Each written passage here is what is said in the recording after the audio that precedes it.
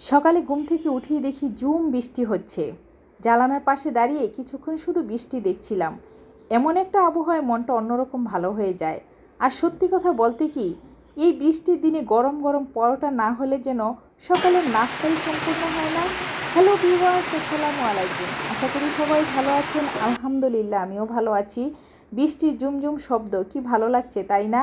আমি জানি পরোটা খুব একটা স্বাস্থ্যসম্মত খাবার না, তারপরও মাঝে মাঝে নিজের পছন্দের খাবার তো খেতে মন চাইতেই পারে।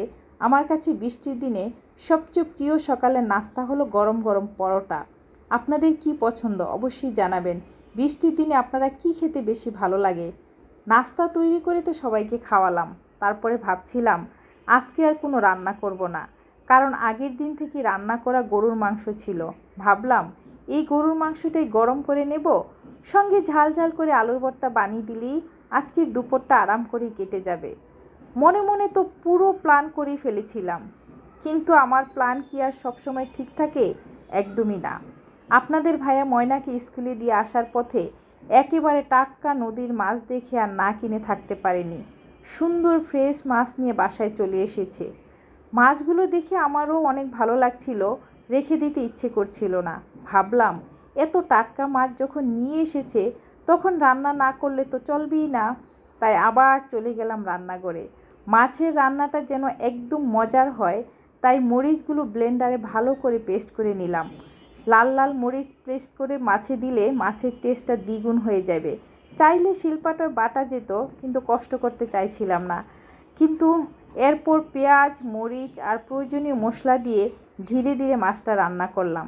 রান্না হওয়ার সময় যে গ্রানটা বের হচ্ছিল, বিশ্বাস করেন তখনই মনে হচ্ছিল ভাত নিয়ে বসে যাই।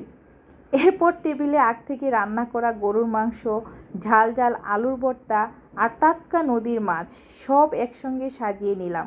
আলহামদুলিল্লাহ, সবাই খুব মজা করে খেয়েছে। পরিবারের মানুষজন তৃপ্তি করে খেলে রান্না করতে যে কষ্ট হয় সেটা আর মনেই থাকে না। আসলে এটাই তো সংসারের গল্প। আমরা নারীরা সবাইকে খাওয়াতে বেশি পছন্দ করি। পরিবারের সবাই যখন একসঙ্গে বসে কোনো একটা খাবার তৃপ্তি সহকারে খায়, সেখানেই আমাদের শান্তি। সকালে ভাবছি একরকম, কিন্তু দিন শেষে হয়ে গেল অন্যরকম। তবে পরিবারের জন্যই ভালোবেসে রান্না করতে আমাদের সত্যি অনেক ভালো লাগে। বিশেষ করে বৃষ্টির দিনে গরম গরম টাটকা নদীর মাছ, এর স্বাদই যেন আলাদা। আচ্ছা, আপনাদের বাসায় কি এরকম হয়?